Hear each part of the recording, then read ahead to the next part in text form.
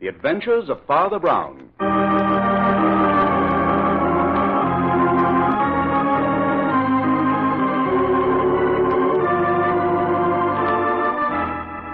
And here he is, Father Brown, the best-loved detective of them all. Humanity produces optimists only because it has never produced a really happy man.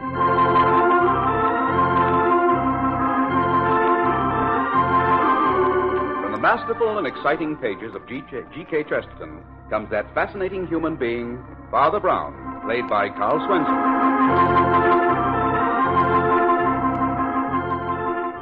Underneath the modest exterior of Father Brown is the rich character of a generous, deeply human man with a sensitive and quick-witted mind. In addition to being a man of God, he is a man of the world, a man of science, and a brilliant amateur detective. And now, the three tools of death.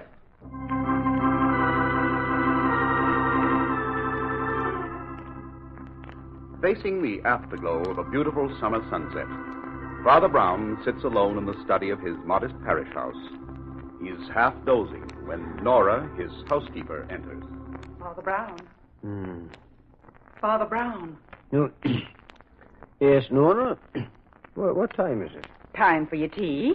Here it is, nice and hot. Ah, thank you. Just set it there, please. Were you asleep? Oh, I was in between, Nora, just in between. A beautiful state of being, I assure you. Half out of this world and half in. It's a good thing young Father Peter took over your duties for a day. I told him... There's somebody at the door. Don't worry, I'll take care of that. No. Oh, good evening, Nora. Is Father Brown in? I'm sorry, Flambeau, but he's resting. No, Nora. You know Flambeau's always welcome. Tell him to come in. Oh, all right. Come in, Flambeau. Have a cup of tea. No, thanks, Father. I'm all upset. A friend of mine is in trouble. Oh. Will you come with me to Oakville? My car's outside. Here. No, not so fast. Get your breath. Sit down. Father, you've heard of Erin Armstrong, the philanthropist and lecturer? Oh, Armstrong. The author of those bestsellers on how to be happy, etc. Had such a tremendous following? Yes, Father, that's the one. Oh, yes. I've read his books. And I attended one of his lectures once in which he offered his followers an easy road to happiness. Or heaven, as he called it. That's the guy, Father. Yes. As I remember, he apparently based his teachings on one of the Proverbs of Solomon. A merry heart doeth good like medicine, but a broken spirit drieth the bones. Uh-huh. Yes. He believed in giving up all the physical appetites, smoking, overeating, and drinking.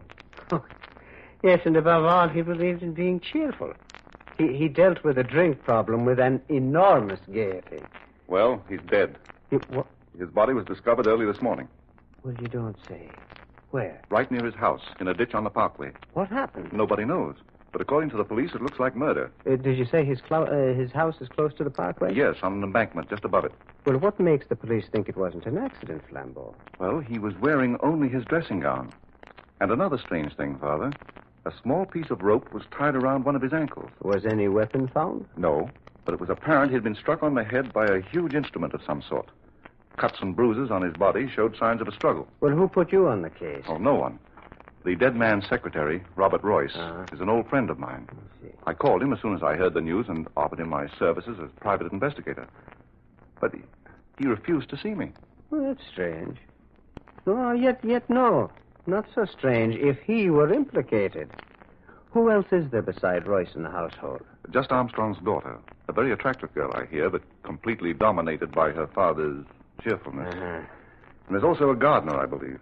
And your friend Royce, what sort of man is he? Oh, he's a huge, genial sort of fellow. A Scotsman. Did he and Armstrong get along well together? Well, Royce was devoted to him. Ah, yes. Armstrong had many devoted followers. You know, he's always interested me, Flambeau. He puzzled me, in fact. Puzzled you? Yes. When first I heard him lecture, I remember thinking that he had a troublesome road ahead.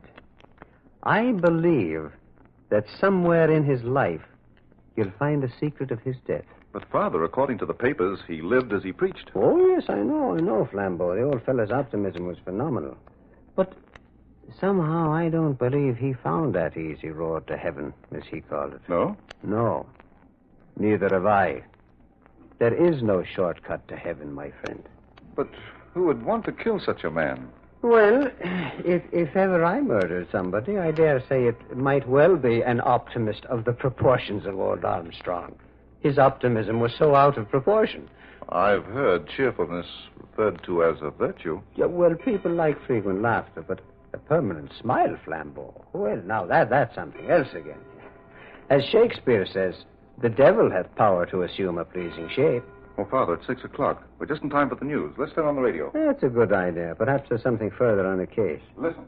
Clear tonight and tomorrow somewhat cooler. Now we bring you a special bulletin just handed me on the Armstrong case. Turn it up, Flambeau. John Magnus, the gardener, the millionaire philanthropist, has been reported missing. Oh. Also, negotiable bonds for the dead man valued at $100,000. The police received this report only a short while ago and are now conducting a statewide search for the gardener. It is believed... Well, that seems to be the first real clue. Do you mind if I use the phone, Father? I'd like to talk to Royce again. Yeah. The call will cost you a nickel. Tax 2 cents. That's 7 cents. Just drop a dime in the poor box on your way out. All right, Father. Hello, Royce? This is Flambeau. Now, wait a minute. We just heard the news about the gardener's disappearance. Oh, hold on. You remember the friend I was telling you about? Yes, Father Brown. Well, we'd like to come up. What's that? Oh, I don't get it. Royce! My father, he's hung up. What did he say? He said if we valued our lives, we wouldn't go near that house. Ah, interesting. Well, Flambeau, that's what I call a real invitation. Come on, my friend, let's go.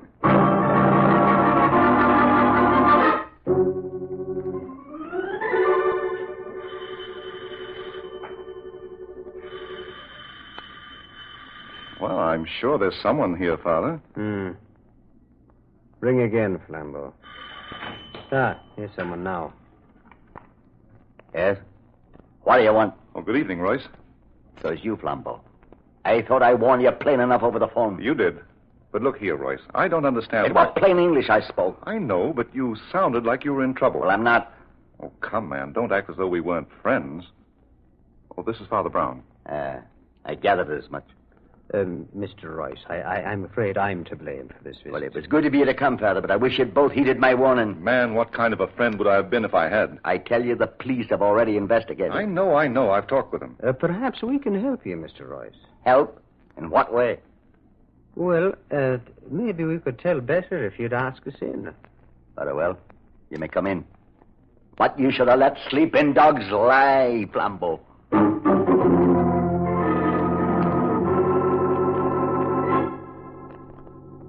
Well, Royce, I must confess I can't find anything here in Armstrong's room that tells us very much. And just what did you expect to find? Mr. Royce. Yes? What do you make of the gardener's disappearance? Magnus is a fool, maybe a thief, but he never killed Mr. Armstrong. I'm sure it was the deed of a madman. I see. My. Well, I would never have expected those to be there. Father, what are you looking at? That pair of socks over there thrown under the bureau. Oh, they should be in the bureau drawer. Here, I'll put them away. Wait. May I have a look at those bureau drawers, Mr. Royce? What for? And I'd just like to look. What are you searching for? And I'll take a peep at that closet, too, if you don't mind. Well, now that's funny. What, Father? Everything looked so neat when we came in. Mr. Armstrong was always very particular. Everything is in order on the surface. But underneath, things look different. What things? Well, in the closet, his socks are stuffed in the hangers with his suits. And in the bureau drawers, under those beautifully laid-out shirts... Yes? A whole lot of ginger spilled from a box. Why do you have to go on with this? The police went over the room very thoroughly. The room, perhaps. But they seem to have missed this piece of rope. Look here. I found it caught in the vine just below the ledge of the window. Well, it couldn't have been there this morning, or the police would have found it. Well, I just saw the wind blow an end of it out from under the vine. Royce, maybe you can tell me how this piece of rope got there. What has that got to do with the case? You know perfectly well a piece of rope was tied around the leg of the dead man. That rope in your hand was left from fixing the windows. Well, now, I'm just wondering. Wondering what, Father? Well, let me take a look out of that window. Why? For a very good reason. The police haven't yet established why the dead man was found on the parkway. No, that isn't it. The window isn't high enough from the ground for him to have fallen, or been pushed, or to have jumped. Right. And not high enough for his body to have rolled down the embankment to the parkway. Mr. Royce, isn't there another floor to this house? There's only an attic. Robert? That's Miss Armstrong. She's been much upset since her father's death. Oh, yes, of course. You'll have to excuse me for a moment. Certainly. Father, I don't like the look of things. This rope I found in the vine was cut with a sharp instrument. The rope found on Armstrong's ankle was also cut with a sharp instrument. And did you notice the cut on Royce's knuckle? Yes, I did, Flambeau. But, I haven't noticed any geniality. He's hardly the person you described to me. Yes, I know, Father. Didn't like him. Nevertheless, it seems to fit his unshaven appearance. It's the first time I've ever seen him that way, either. You're worried about your friend's innocence, aren't you? Well, I know how the mind of a thief works, Father. I was once a thief myself. But murder... You think he's capable of murder? Well, the answer to that one is more up your alley, Father. Well, in any event, he's hiding something. But I think there is a secret in this house more important than his, and I'm very anxious to find out what it is. Now, first, look at the stains on the wall. And you felt the dust on the banisters as we came up. Well? Well, but the question fairly screams at us, Flambeau. What question? Why are there no servants in this house? Well, Armstrong certainly had plenty of money. He could afford them. There could only be one reason. If the old man himself had something to hide. Father, you mean you think Armstrong... Well, Miss Armstrong's in the drawing room downstairs. She'd like to talk to you, Father Brown. If you will, please follow me.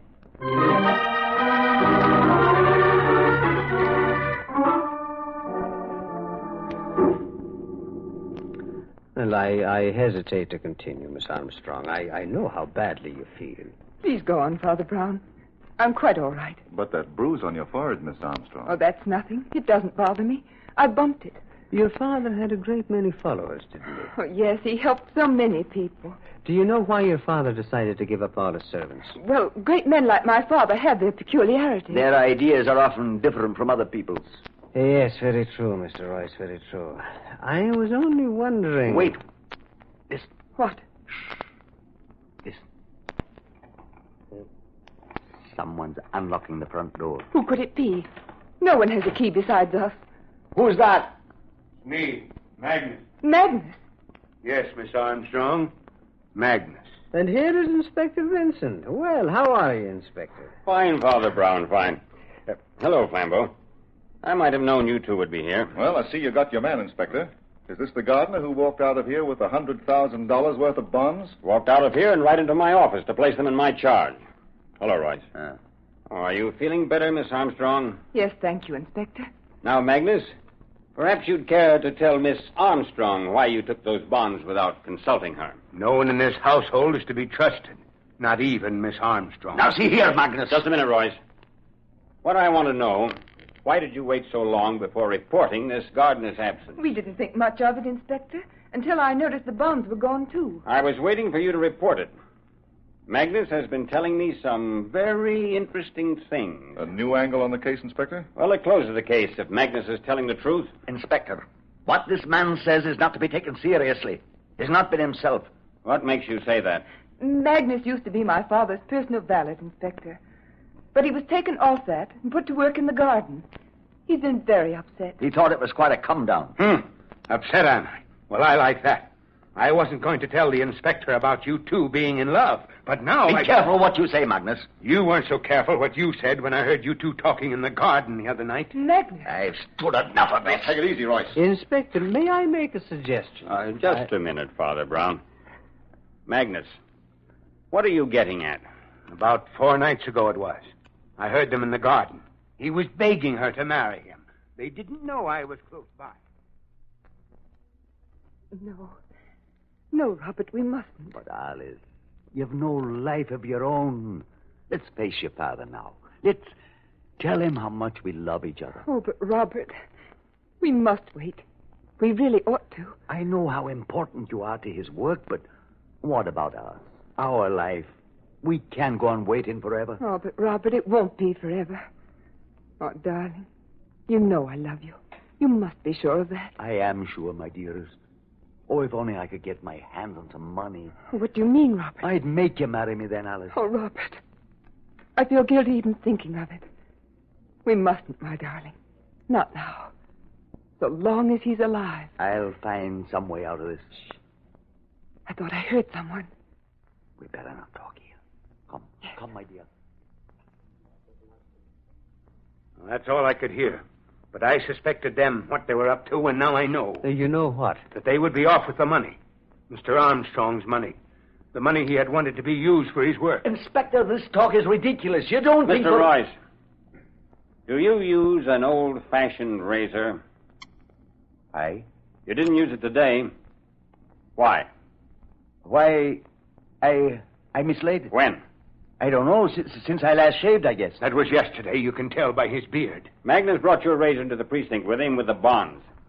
I'm holding it as evidence. Why? Because it had a smear of blood on it.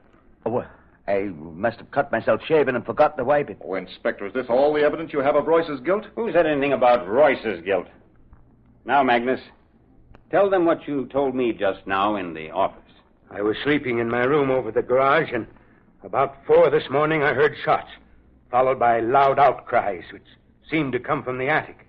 An instant later, I saw Mr. Armstrong's body pitch from the window and roll down the embankment. When I made sure he was dead, I rushed up to the attic and found his daughter unconscious on the floor with a razor in her hand. You mean Miss Armstrong killed her father? It's a lie! Surely, Father Brown, you for one will take Miss Armstrong's word against his gardener's? But is Miss Armstrong's word against him? So far, she has said nothing. Miss Armstrong, can't you speak? Magnus told the truth. There, you see? I'll get you for this. I'll get you. Here now. No, you'll not say things like that. I will, and I do. Royce, go on. Let go. None of that, Royce. Or I'll arrest you for assault. No. You'll arrest me for murder. Robert! But, man, you've been Armstrong's best friend. What possessed you? I was drunk. Sure. Didn't I find those empty bottles hidden in the garden, piling up week after week? Sure. I knew what was going on here. Now, Magnus, you've told your story. Let Royce tell his. Maybe he was too drunk to remember. Miss Armstrong did not pick up the razor to attack, but to defend her father from me. In the scuffle, she hit her head against the eaves of the attic. I hurried down to get something to revive her, and it must have been then that Magnus came in and found her. Oh, Robert! Robert! All right, Royce. Come along. Wait, Inspector, before you arrest Royce. What is it now, Father Brown? Well, so far we've had opinions and confessions. But we haven't had facts. And we need facts. And where do you think we'll find them? In the attic. In the attic? Yes, Inspector. Perhaps by climbing a few steps nearer heaven, we can come closer to this evil.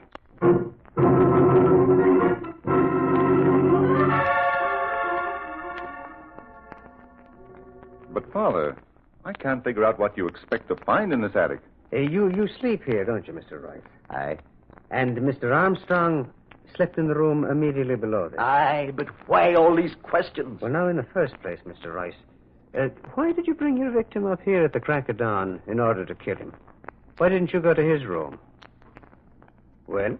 I've confessed. Isn't that enough? Well, confession is good for the soul, that's granted. But, Inspector, you remember Magnus telling us he was awakened by shots? Yes.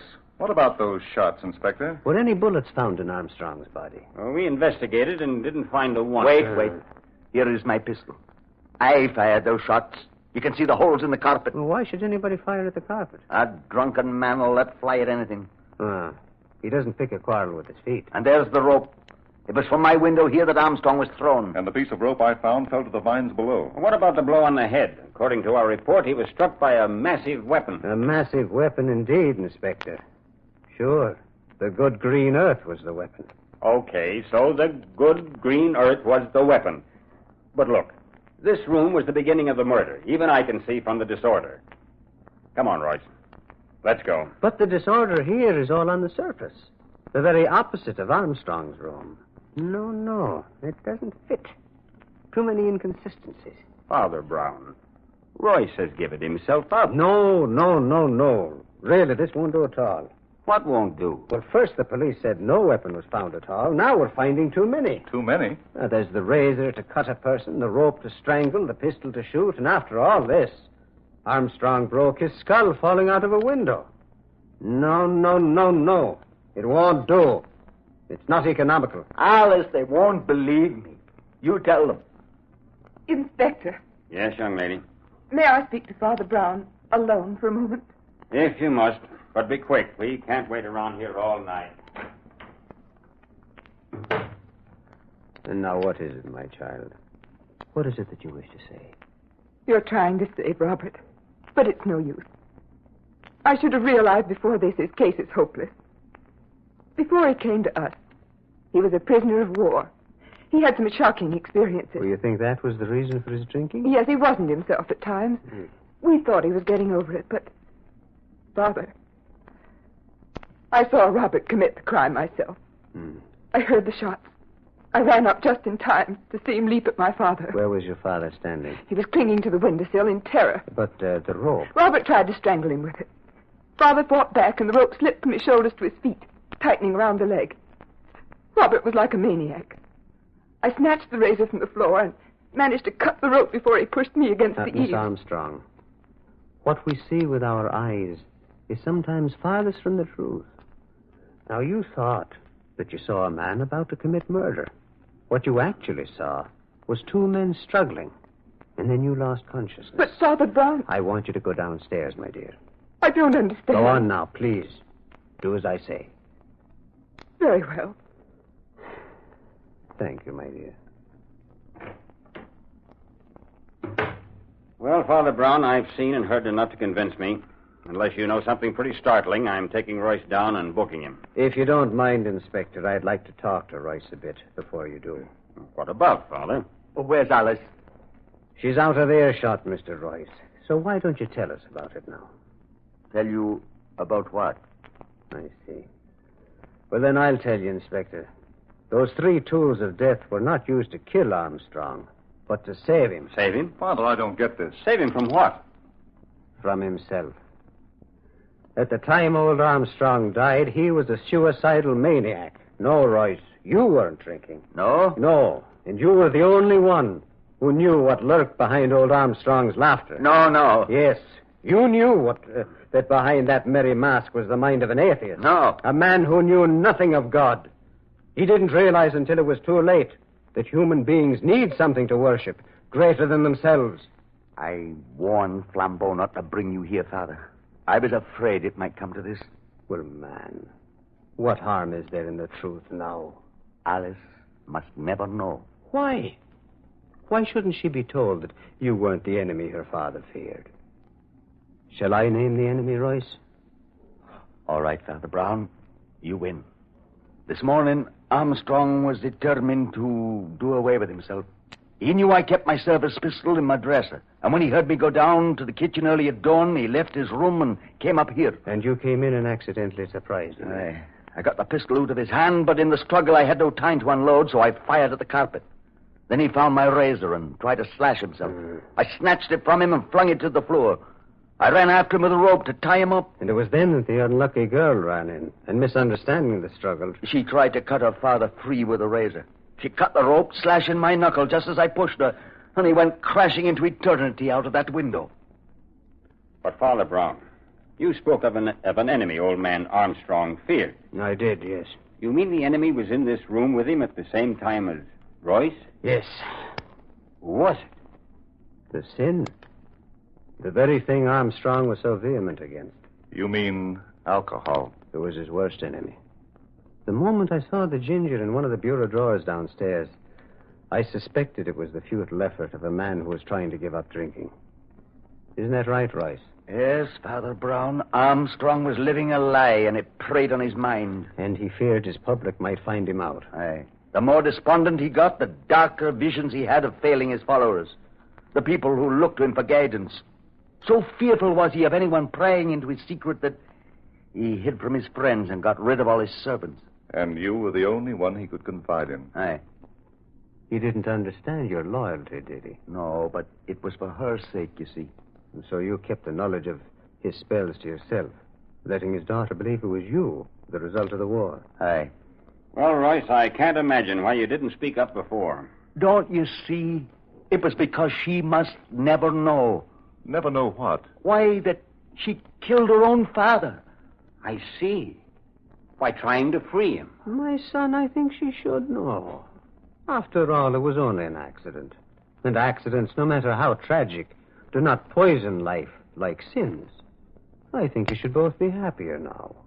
Surely, 2 private lives are worth more than the public reputation of Erin Armstrong.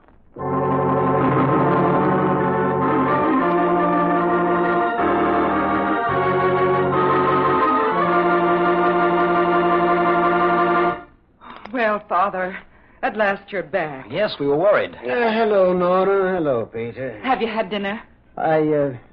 No, I don't think I have. Oh, that's a shame. I'd better go fix you something right away. Ah, my. It's nice to sit down again. Oh, Peter, you missed your story tonight. I'm sorry. Father, I heard tonight's story. Many versions of it. You did? How? From the news commentators over the radio. Oh. They've been reading bulletins on it every half hour or so. I see. Tell me, Father, what made you suspect Royce wasn't guilty?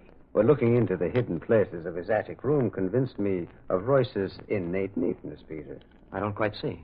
Well, I knew that no one as orderly as Royce could commit such a murder. The whole thing was too sloppy. I mean, the 3 tools of death. But how did you discover that Armstrong was a suicide? Well, the same method, but in reverse.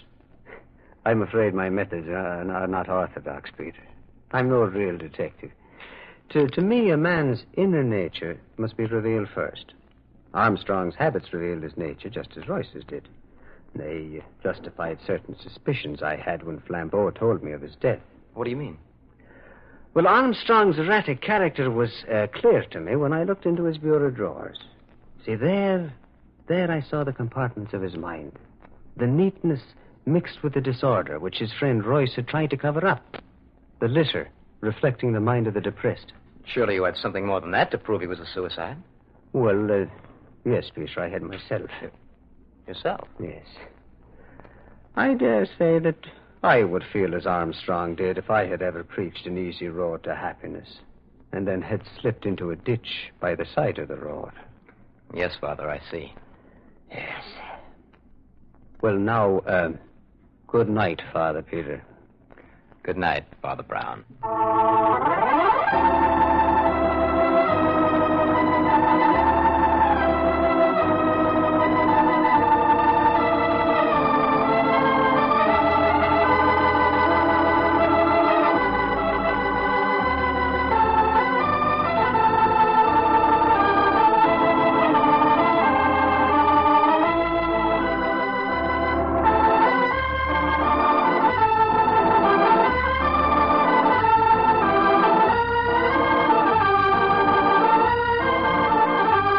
You've been listening to The Adventures of Father Brown, with Karl Swenson as Father Brown. Father Brown's adventure tonight was called The 3 Tools of Death. The character of Father Brown was created by G.K. Chesterton in the detective novels called The Adventures of Father Brown. This is the Armed Forces Radio Service.